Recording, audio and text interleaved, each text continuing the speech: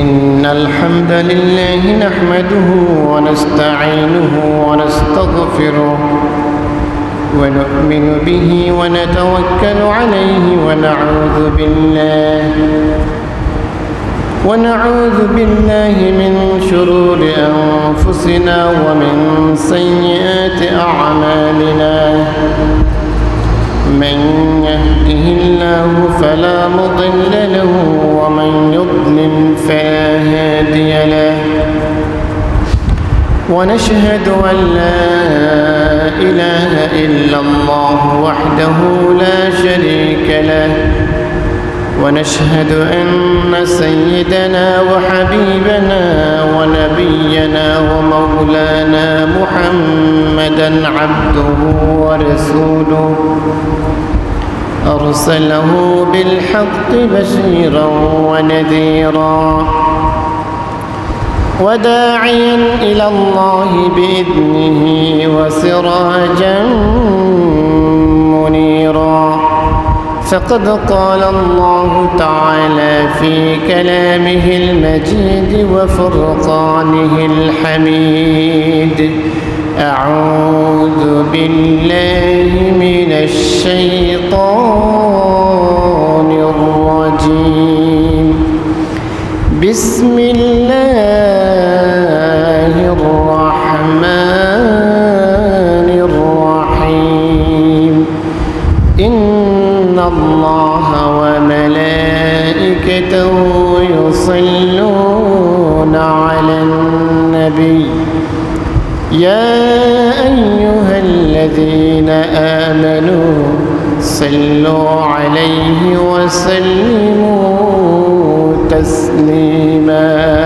اللهم صل على سيدنا مولانا محمد وعلى آل سيدنا مولانا محمد اللهم صل على سيدنا مولانا محمد وعلى آل سيدنا مولانا محمد لا إله إلا الله لا إله إلا الله لا إله إلا الله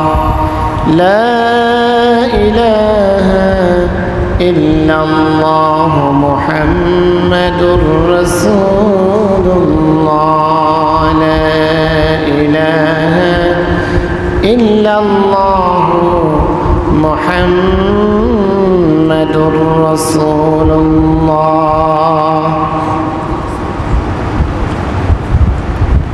সম্মানিত মুসল্লিয়ানে কেরাম,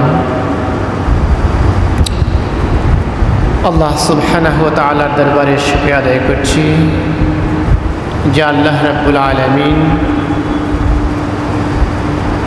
আমাদেরকে সুস্থতার সাথে পৃথিবীর শ্রেষ্ঠ জায়গা আল্লাহর ঘর মসজিদে উপস্থিত হওয়ার তৌফিক দান করেছেন। রব্বে করিমের অনুগত বান্দা হওয়ার তৌফিক দান করেছেন। দুনিয়ার সমস্ত কাজকর্ম ব্যস্ততাকে পেছনে ফেলে আল্লাহর ডাকে সাড়া দিয়ে মসজিদে আসার তৌফিক দান করেছেন।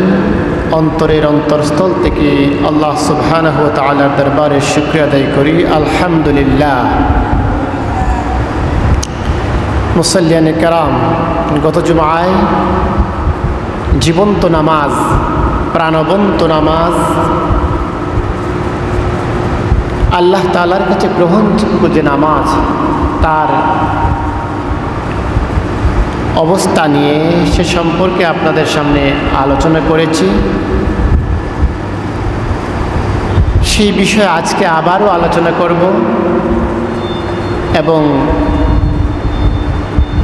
সেই বিষয়ের অবশিষ্ট যে কথাগুলো আপনাদের সামনে বলা প্রয়োজন, সেই কথাগুলো আজকে আমি সংক্ষেপে পেশ করার চেষ্টা করব ইনশাআল্লাহ।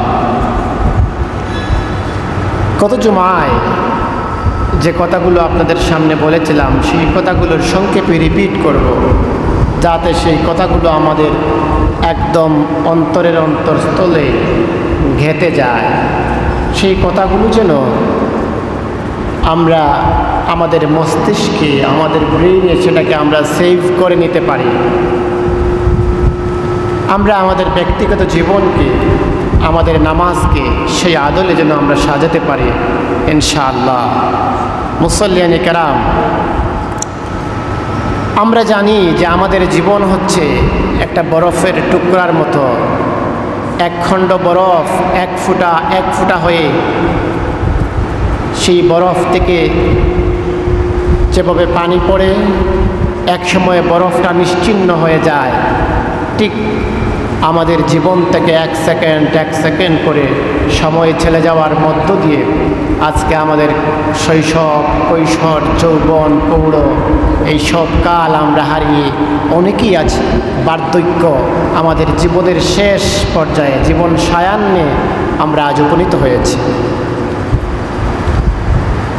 এই দৃশ্যটা যদি আমরা আমাদের চোখের সামনে রাখি, তাহলে আমরা কোনো অবস্থাতেও আল্লাহর ইবাদত বন্দেগী থেকে নিজেকে দূরে রাখতে পারি না, অমনোযোগী রাখতে পারি না, দায় সারা গুচের কোনো ইবাদত বন্দেগী আমরা করতে পারি না।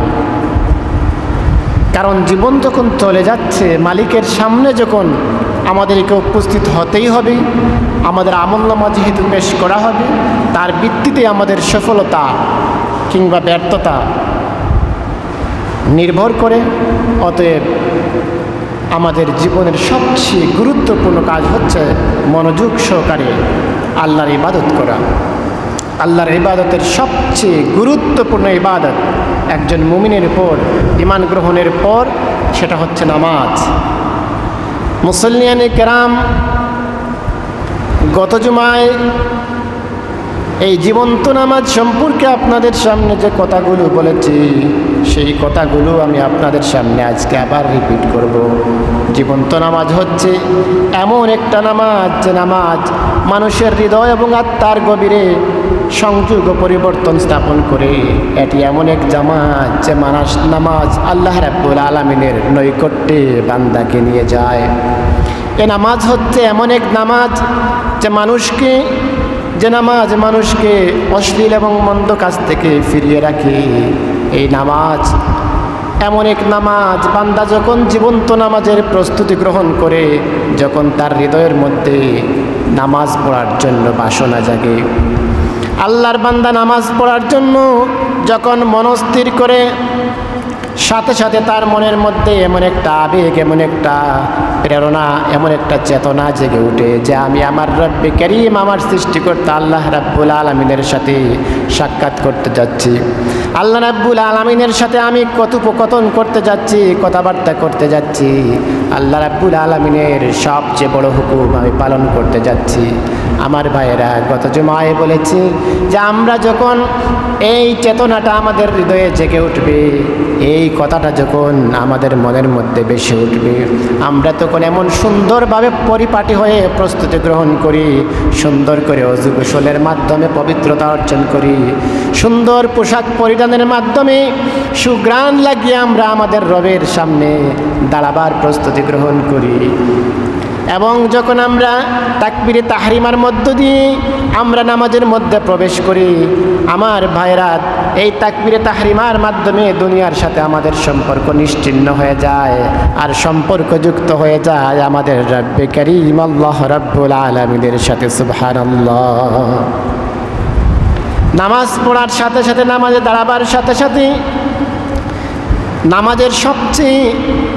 নামাজের মধ্যে নামাজ হচ্ছে এমন এক ইবাদত যার মাধ্যমে আল্লাহ রাব্বুল আলামিনের কাছে সামনে বান্দা তার বিনয়ের মস্তক অবনত করে দেয়।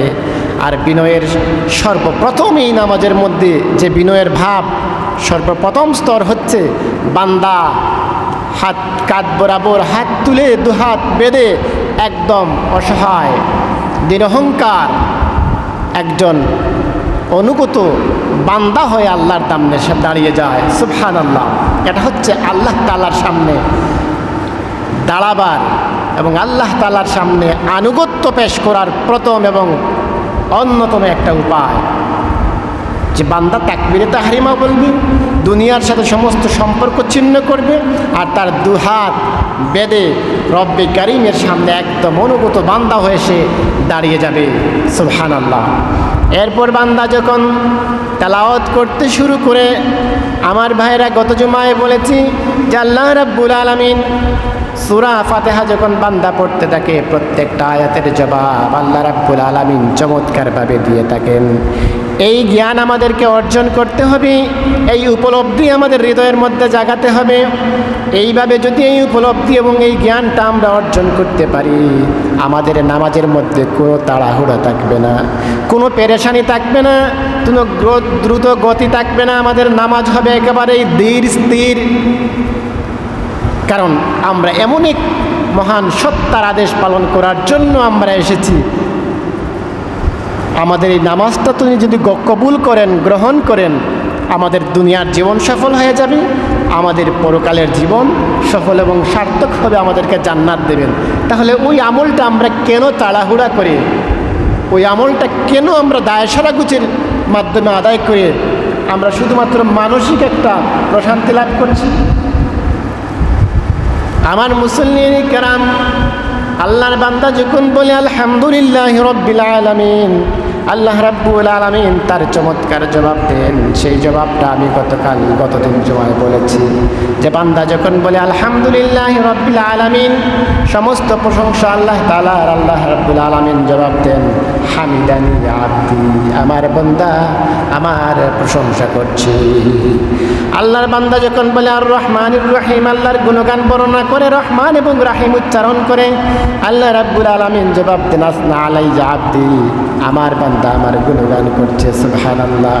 আল্লাহর বান্দা যখন বলে মালিক ইয়াউমিদ্দিন, আল্লাহর পরিচয় পেশ করে যে আল্লাহ তুমি হচ্ছে বিচার দিনের মালিক, আল্লাহ রাব্বুল আলামিন জবাব দেন মাজ্জাদানি আব্দি। সুবহানাল্লাহ। আমার বান্দা আমার মর্যাদা, আমার মাহাত্ম্য বর্ণনা করছে। অতঃপর বান্দা যখন বলে ইহদিনাস ইয়াকা না'বুদু ওয়া ইয়াকা নাস্তাঈন, আল্লাহ তাআলা আমরা শুধুমাত্র তোমার ইবাদত করি এবং তোমার কাছে সাহায্য চাই, আমরা আল্লাহ ছাড়া আর কারো ইবাদত করতে পারি না, আল্লাহ ছাড়া আর কারো কাছে সাহায্য চাইতে পারি না। এই স্বীকৃতিটা যখন সূরা ফাতিহার মাধ্যমে আল্লাহ রাব্বুল আলামিনের সামনে আমরা পেশ করি, আল্লাহ রাব্বুল আলামিন জবাব দেন হাযা বাইনি ওয়া বাইনা আব্দি ওয়া লিআব্দি মা সাআলা। সুবহানাল্লাহ। এই বিষয়টা নিছক আমার এবং আমার বান্দার ব্যাপার। আমার বান্দা আমার কাছে যা চাইবে আমি আমার বান্দাকে দিয়ে দেব। অতঃপর বান্দা যখন বলে ইহদিনাস সিরাতাল মুস্তাকিম সিরাতাল্লাযীনা আন'আমতা আলাইহিম গায়রিল মাগদুবি আলাইহিম ওয়ালাদ-দাল্লিন, বান্দা এখন চাইতে শুরু করেছে। আল্লাহ রাব্বুল আলামিন আগে বলেছে আমার বান্দা যা চাইবে দিয়ে দেব, আর বান্দা এখন চাইতে শুরু করেছে আমার রব ইহদিনাস সিরাতাল মুস্তাকিম, আমাদেরকে সরল পথ দেখাও, আমাদেরকে নেক আমলের পথ দেখাও, সুন্দর পথ দেখাও, এমন পথ দেখাও যে পথে আমরা চলে তোমার সন্তুষ্টি এবং তোমার জান্নাত লাভ করতে পারবো। এরপরে যখন বর্ণ দেয় সিরাতাল্লাযীনা আন'আমতা আলাইহিম, আল্লাহ আমাদেরকে ওই সব বান্দাদের পথ দেখাও যারা তোমার পথে চলে গিয়ে তোমার নিয়ামত লাভ করেছে। সুবহানাল্লাহ। তারা হচ্ছেন মিনান নবিয়্যিন ওয়াস সিদ্দীকিন ওয়াশ শুহাদা ওয়াস সালিহিন, আল্লাহর নবী, সিদ্দিক, শহীদ এবং সালেহিন বান্দারা। এরপর বান্দা বলে গায়রিল মাগদুবি আলাইহিম ওয়ালাদ-দাল্লিন, আল্লাহ তাদের পথ নয় যারা পথভ্রষ্ট হয়েছে এবং যারা ধ্বংসপ্রাপ্ত হয়েছে, তাদের পথে তুমি পরিচালিত করো না। আল্লাহ রাব্বুল আলামিন জবাব দেন হাযা লিআব্দি ওয়া লিআব্দি মা সাআলা। সুবহানাল্লাহ। আমার বান্দা আমার কাছে যা চেয়েছে তাই পেয়েছে। আমার মুরব্বিয়ানে কেরাম, মুসল্লিয়ানে কেরাম, এই উপলব্ধি নিয়ে যদি আল্লাহ রাব্বুল আলামিনের কাছে আমরা প্রতিদিন চাইতে পারি, চিন্তা করেন প্রতিদিন 5 ওয়াক্ত নামাজে 17 রাকাত ফরজ নামাজ রয়েছে এবং 12 রাকাত সুন্নতে মুআক্কাদা রয়েছে, 3 রাকাত ওয়াজিব নামাজ রয়েছে। এই নামাজগুলোতে যদি আল্লাহ রাব্বুল আলামিনকে আমরা অন্তরের অন্তরস্থল থেকে বলতে পারি, এই সূরা ফাতিহাটা যদি হৃদয়ের সমস্ত আবেগ উপলব্ধি এবং বুঝ নিয়ে যদি আল্লাহর কাছে পেশ করতে পারি, আল্লাহ রাব্বুল আলামিন আমাদের জন্য তার সিরাতুল মুস্তাকিম সহজ করে দেবেন। সুবহানাল্লাহ। আর আল্লাহর সরল সঠিক পথে, কোরআনের পথে, হাদিসের পথে, রাসূলের পথে চলা যদি সহজ করে দেন, এর চাইতে সৌভাগ্যের বিষয় আর কি হতে পারে? আমার ভাইরা, খুব ভালোভাবে উপলব্ধি বোঝার চেষ্টা করুন যে একজন ব্যক্তিকে নামাজ পড়াতে হলে তার মা বাবা তাকিদ দেন, সমাজ তাকে শরম দেয়, লজ্জার মধ্যে ফেলে, এই সমাজের বয়ে, পরিবারের বয়ে, তার উস্তাদদের বয়ে সে নামাজ পড়ে, সে কিন্তু স্বেচ্ছায় পড়ে না। আর একজন মানুষ পড়ে তার হৃদয়ের টানে, তার মনের আবেগ নিয়ে, আল্লাহ তাআলার ভালোবাসায় সে নামাজ আদায় করে। ওই দুইজনের নামাজ কি এক হতে পারে? কখনো ওই নামাজ এক হতে পারে না। এজন্য এই জ্ঞানটুকু আমাদেরকে অর্জন করতে হবে। মুসল্লিয়ানি কেরাম, আল্লাহর বান্দা যখন তাকবীরে তাহরিমার মাধ্যমে নামাজে প্রবেশ করলো, সূরা ফাতিহা পড়লো, কেরাত পাঠ করলো, এরপরে যখন রুকুতে গেল, রুকুটা হচ্ছে এমন একটা স্তর, রুকু হচ্ছে এমন এক স্তর, রুকু হচ্ছে আল্লাহর সামনে অনুগত হওয়ার দ্বিতীয় স্তর, চমৎকার একটা স্তর।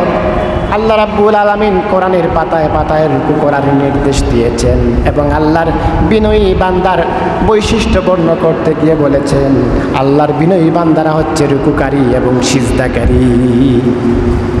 হাত বেঁধে একদম সোজা হয়ে আল্লাহর সামনে অনুগত বান্দার মতো দাঁড়িয়ে গেল, সূরা ফাতিহা পড়লো, কিরাত পড়লো, এরপর আল্লাহর সামনে আল্লাহু আকবার বলে রুকুতে চলে গেল। সুবহানাল্লাহ। আল্লাহর সামনে বিনয়ের একদম চরম পরাকাষ্ঠা পেশ করলো।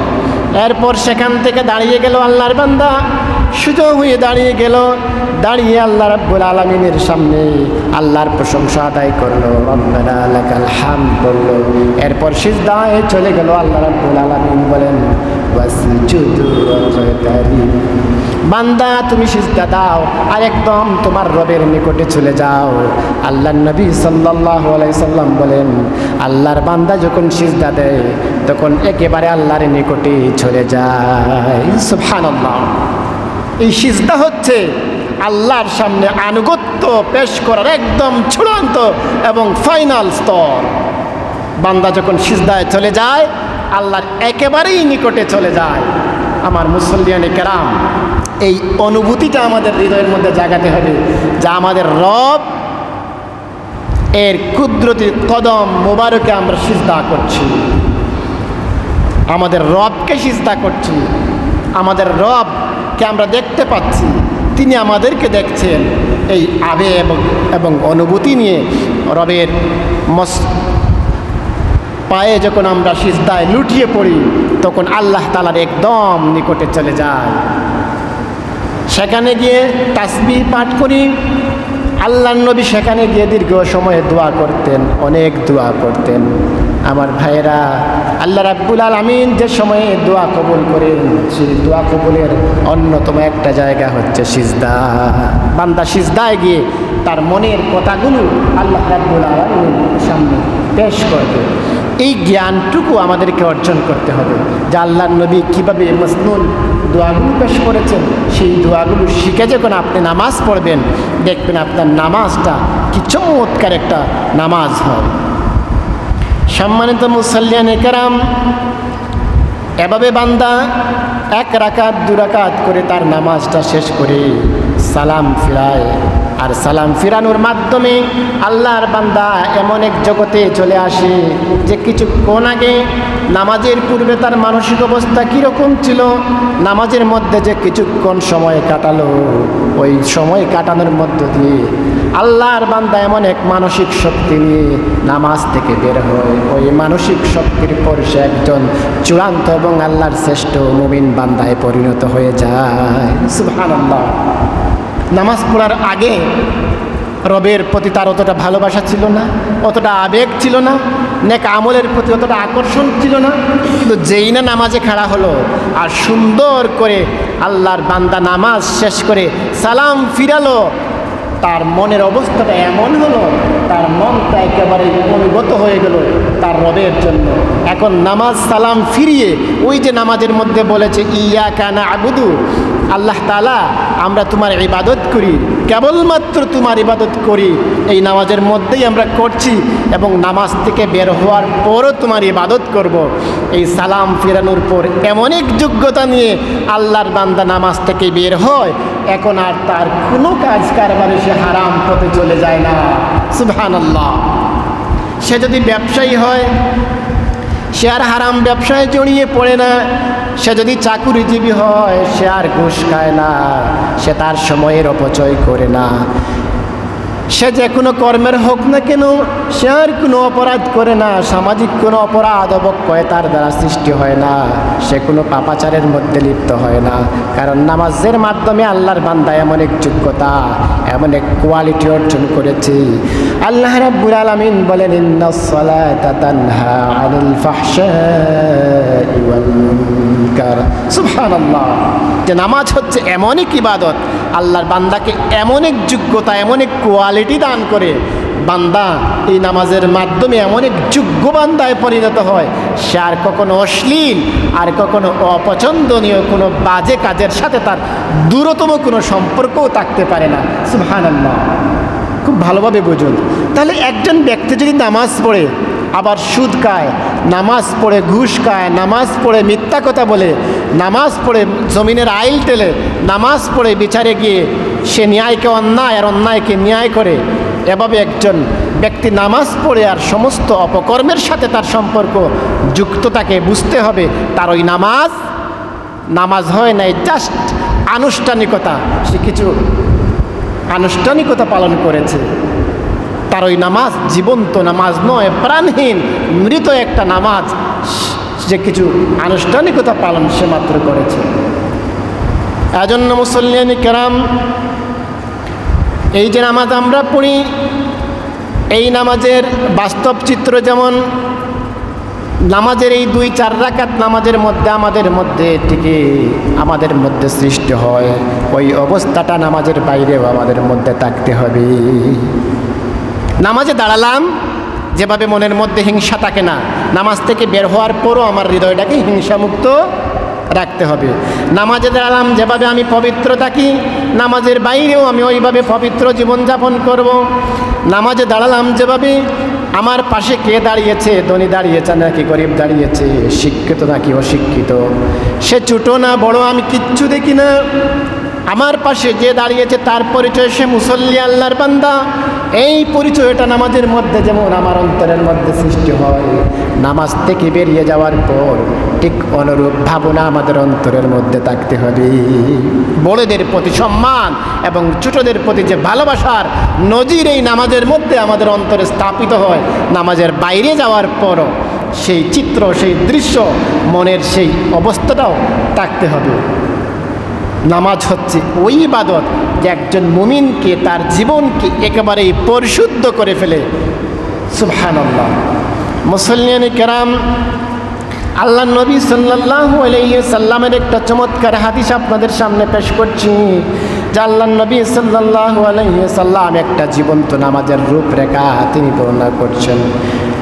আবু হুরায়রা রাদিয়াল্লাহু তাআলা আনহু বর্ণনা করেন, একদিন আল্লাহর নবী মসজিদে নববীতে প্রবেশ করলেন। ওই সময় একজন লোক মসজিদে নববীতে প্রবেশ করলো আর 2 রাকাত নামাজ আদায় করলো। আল্লাহর রাসূলের কাছে আসলো, এসে বলল, আসসালামু আলাইকা ইয়া রাসূলুল্লাহ। আল্লাহর নবী তার সালামের জবাব দিলেন, দিয়ে বললেন, ইরজি ফাসাল্লি ফাইন্নাকা লাম তুসাল্লি। ও আল্লাহর বান্দা, ফিরে যাও, নামাজ পড়ো, কারণ তুমি তো নামাজ পড়ো নাই। খুব মনোযোগ দিয়ে কথাটা শুনুন, আল্লাহ রাসূলের হাদিস বলছি, যে আল্লাহর নবী মসজিদে নববীতে ওই সময় একজন ব্যক্তি প্রবেশ করলো, 2 রাকাত নামাজ পড়লো, আর রসুলের কাছে এসে সালাম দিল। আল্লাহর নবী সালামের জবাব দিয়ে কি বললেন? ইরজি ফাসাল্লি ফাইন্নাকা লাম তুসাল্লি, ফিরে যাও, নামাজ পড়ো, কারণ তুমি তো নামাজ পড়ো নাই। লোকটি আবার চলে গেল, আবার নামাজ আদায় করলো, আবার ফিরে আসলো, এসে সালাম দিল। আল্লাহর নবী সালামের জবাব দিলেন, সালামের জবাব দিয়ে বললেন ইরজি ফাসাল্লি ফাইন্নাকা লাম তুসাল্লি, ও আল্লাহর বান্দা ফিরে যাও, নামাজ পড়ো, কারণ তুমি তো নামাজ পড়ো নাই।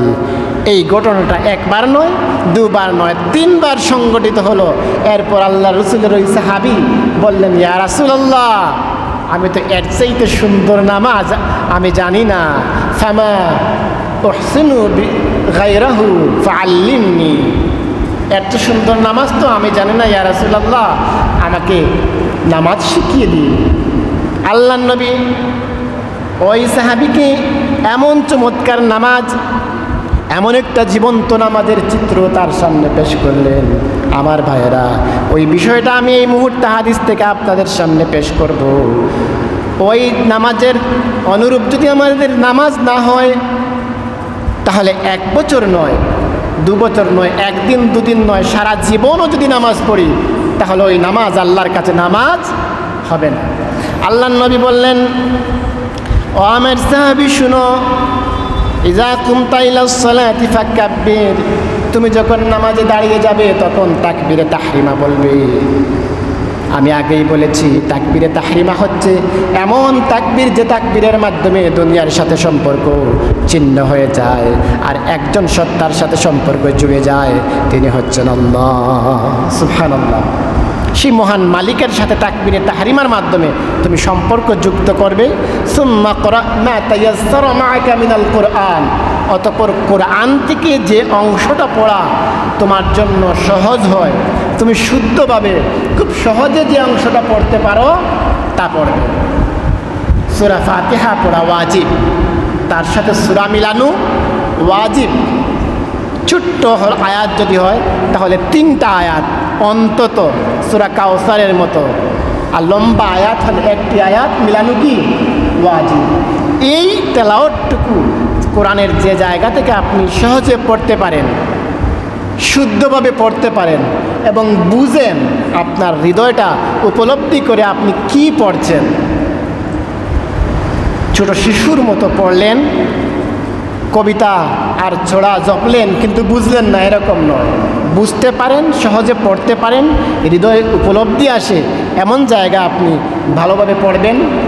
এরপরে আল্লাহ রসুল বলছেন, সুম্মারকা হাত্তা তাতমাইন্না রাকিআ, ও আল্লাহর বান্দা, এরপরে তুমি রুকুতে চলে যাবে। একদম ধীর স্থিরভাবে, প্রশান্তভাবে তুমি রুকু করবে, তাড়াহুড়া নয়। রুকুতে চলে গেলাম আবার উঠলাম, এরকম নয়। রুকুতে গিয়ে একদম ধীর স্থিরভাবে সুবহান রাব্বিয়াল আযীম, সুবহান রাব্বিয়াল আযীম, সুবহান রাব্বিয়াল আযীম, অতটুকু তাসবিহ 3 বার পড়ার সময় আপনি একদম ধীরে স্থিরে রুকু করবেন, প্রশান্তভাবে। এরপর আল্লাহর নবী বললেন, সুম্মারফা হাত্তা তা'তাদিলা কাইমা, অতঃপর তুমি দাঁড়িয়ে যাবে একদম সোজা হয়ে। আমাদের নামাজ কি যে রুকু থেকে দাঁড়িয়ে সোজা হওয়ার আগেই আবার সিজদায় চলে যায়? বললেন না, এরকম যদি নামাজ পড়ো নামাজ হবে না। একদম সোজা হয়ে দাঁড়াবে, দাঁড়িয়ে বলবে রব্বানা লাকাল হামদ, অন্তত অতটুকু। আরও পড়ার অনেক আল্লাহর প্রশংসামূলক অনেক বাক্য রয়েছে, আমরা শেখার চেষ্টা করব, সুন্নত নফল নামাজে সেগুলো পড়ব, অন্তত অতটুকু পড়ব, রব্বানা লাকাল হামদ, একদম সোজা হয়ে দাঁড়িয়ে। আল্লাহর নবী বলেন, ও আল্লাহর বান্দা, সুম্মাসজুদ হাত্তা তাতমাইন্না সাজিদা, অতঃপর তুমি সিজদায় চলে যাবে এবং ধীর স্থিরভাবে প্রশান্তভাবে তুমি সিজদা করবে। সেখানে গিয়ে সুবহান রাব্বিয়াল আযীম, সুবহান রাব্বিয়াল আযীম, সুবহান রাব্বিয়াল আযীম পড়বে। একদম ধীর স্থিরভাবে প্রশান্তভাবে তুমি সিজদা আদায় করবে। সুম্মারফা হাত্তা তাতমাইন্না জালিসা, অতঃপর তোমার মাথা উঠাবে, তুমি বসবে একদম সোজা হয়ে ধীর স্থিরভাবে বসবে। তুমি আল্লাহর কাছে তুমি চাইবে, আল্লাহুম্মা গফিরলি ওয়ারহামনি, এভাবে আল্লাহর নবী রুকু 2 সিজদার মধ্যখানে আল্লাহর কাছে 7টি জিনিস চাইতেন। অন্তত আল্লাহুম্মা গফিরলি ওয়ারহামনি আমরা বলার চেষ্টা করব। এইভাবে স্থিরভাবে বসবো। আল্লাহর নবী বললেন সুম্মাসজুদ হাত্তা তাতমাইন্না সাজিদা, এরপর আবার সিজদায় চলে যাবে এবং স্থিরভাবে একদম প্রশান্ত চিত্তে আগের মতো তুমি সিজদা দেবে। সুম্মা ফাআল যালিকা ফি সালাতিকা কুল্লিহা, এইভাবে তোমার বাকি নামাজটা তুমি শেষ করবে। সম্মানিত মুসল্লিয়ানে কেরাম, এই যে চমৎকার জীবন্ত নামাজের একটা চিত্র আল্লাহর নবী আমাদের সামনে পেশ করলেন, এইভাবে যদি আমরা এক রাকাত 2 রাকাত করে আমরা আমাদের নামাজগুলো আদায় করতে পারি, আশা করা যায় এই নামাজ আমাদেরকে এমন যোগ্যতা দেবে, যাবতীয় অন্যায় অশ্লীল কাজ থেকে আমরা বাঁচাতে পারবো, গুনাহ থেকে বাঁচতে পারবো, আল্লাহর সন্তুষ্টি অর্জন করতে পারবো এবং আল্লাহর জান্নাত আমরা লাভ করতে পারবো ইনশাআল্লাহ। আসুন